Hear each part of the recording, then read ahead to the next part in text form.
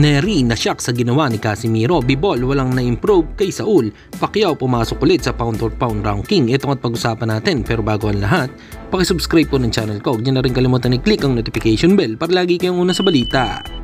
Laban ang aasahan, balita sa mga pambato na isasala, pasabog na video, lahat yan nandito. Nino Cruz TV ang iyong paborito. Pag-usapan nga po natin mga kaboxing, Dimitri Bivol sinabing wala naman daw nag-improve kay Canelo Alvarez. Kung ano daw yung galaw noon ni Alvarez, ganun pa din daw hanggang ngayon. Base sa kanyang obserbasyon dito, wala daw kakaiba sa galaw ni Alvarez nung kinalaban si Jermell Charlo, bagamat wala pa naman sagot dito si Canelo Alvarez sa banat sa kanya ni Bivol.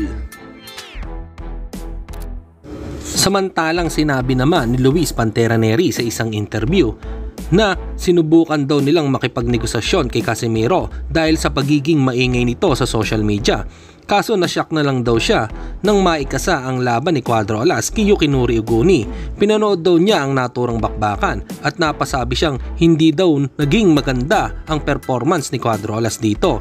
Dahil dyan ay nawala na din daw siya ng interes na makalaban si Alas. Ano po ang masasabi niyo dito mga kaboxing? Comment lang po kayo sa ibaba. At sa kabilang balita naman tayo mga kaboxing, sa binahagi naman ng IFL TV ang all-time pound for pound rankings ng BoxRec. At ito ay kinabibilangan ni Sugar Ray Robinson, Floyd Mayweather Jr., Jimmy McLarnin. At nasa number 4 pwesto naman si pambansang kamao, Senator Manny Pacquiao. Sinundan naman ni Henry Armstrong, Carlos Monzon, Tony Canzoneri, Carlos Ortiz, Roberto Duran. At ang pang-10 ay si Marvin Hagler. Hanggang dito na lang muna ang ating balita. Dito na lang ang aking boxing news report. Babu!